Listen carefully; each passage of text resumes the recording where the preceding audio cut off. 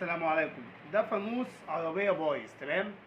فاحنا ممكن نرجعه جديد، نلمعه. احنا بنصنفره، يعني هو لو بايظ جدا بنصنفره زي ما انتم شايفين كده. الصنفرة هي اللي بتبتدي بيها لو الفانوس بايظ جدا، وبعد كده 1200، وبعد كده اخر حاجة 3000 زي ما انتم شايفين كده اهو. نعمل كده، بس انا طبعا انا كنت مصنفره. هنعمل كده. دي المادة دي لو حد شغال افضل من البولش، وافضل من حاجات كتير. في ناس بتعمل بولش، في ناس تعمل الماده اللي هي بتسخن دي. بص ده، حط كده نقطه صغيره اهي، نقطه اهي، تمام. نقطه صغيره كده اهي من الماده.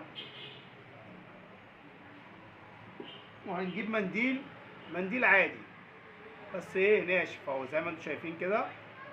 هنطبق المنديل كده اهو، تمام. ده ينفع مشروع لاي حد شغال في المجال، او اي حد عايز يشتغل، بيوفر لك حاجات كتير. هنبل كده الماده اهو، هنصفيه زي ما انتم شايفين كده، بليناها.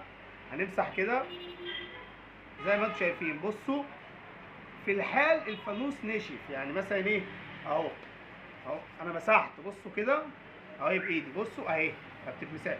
بصوا كده الفانوس رجع بيلمع زي ما انتم شايفين، باين الفانوس اهو بيلمع اهو.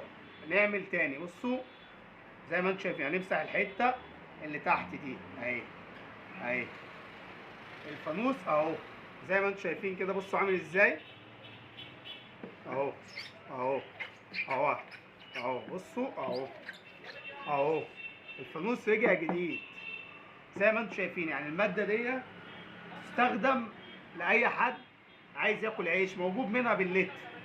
يعني اللتر موجود، اي حد محتاج لتر يقول حد محتاج عبوه ينظف عربيته، ماشي. زي ما انتم شايفين كده المنديل اهو مبلول، تمام اهو. بص همسح الحته اللي باقيه زي ما انتم شايفين اهي بصوا اهي بمسح كده اهو تمام اهو.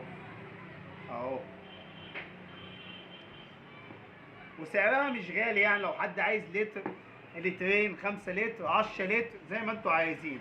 بصوا الفانوس رجع جديد، تمام. انا ممكن ارجع يعني اهو زي ما انتوا شايفين كده. الفانوس اهو، بص صنفره صنفره 1200 اهو. ممكن اعمل كده اهو اهو زي ما انتوا شايفين كده اهو اهو اهو اهو.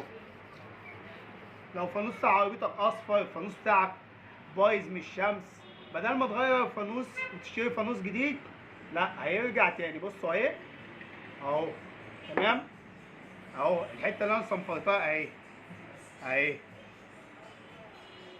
اهو. الفانوس زي ما انتم شايفين، الفانوس رجع جديد تاني.